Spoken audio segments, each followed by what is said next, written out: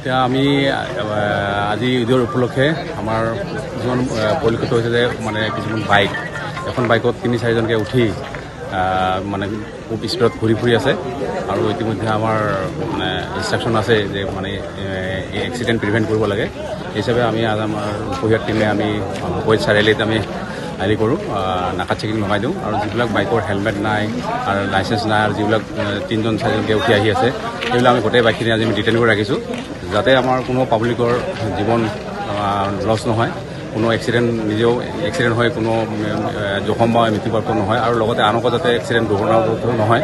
সেই হিচাপে আমি আমাৰ মাননীয় এছ পি মহোদয়ৰ নিৰ্দেশমৰ্মে আমি আমাৰ আজি বৃহৎ এটা নাকা চেকিং লগাওঁ। আমি ইতিমধ্যে আমি 42 আমি বাইক আৰু স্কুটি আমি ডিটেইন কৰি ৰাখিছোঁ যাতে, আৰু সেই হিচাপে আমাৰ আজি এক্সিডেণ্টৰ আমাৰ মানে সৰুকৈ এটাই হৈছে আৰু বাকী তেনেকৈ এক্সিডেণ্ট হোৱা নাই। কিন্তু আমাৰ আগতে তেনেকৈ ৰেকৰ্ড আছে, ঈদৰ দিনা বহুত তেনে উদণ্ড বাইকৰ ফলত বহুতো মানুহৰ জীৱন মানে হেৰি হয়, পংগু হয় বা কিছুমানৰ জীৱন মানে হেৰি হয়, মৃত্যুমুখত পৰি যায়।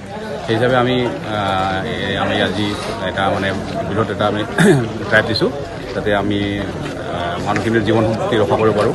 সেই হিচাপে আমি আজি এক্সিডেণ্ট প্ৰিভেণ্ট কৰাৰ কাৰণে আমি 42 বাইক ইতিমধ্যে ডিটেইন কৰিছোঁ আৰু তেওঁলোকে আমি আমাৰ নিৰ্দেশমতে আমি কৰিম, বিভিন্ন ধাৰামতে আমি ফাইন ইম্প'জ কৰিম।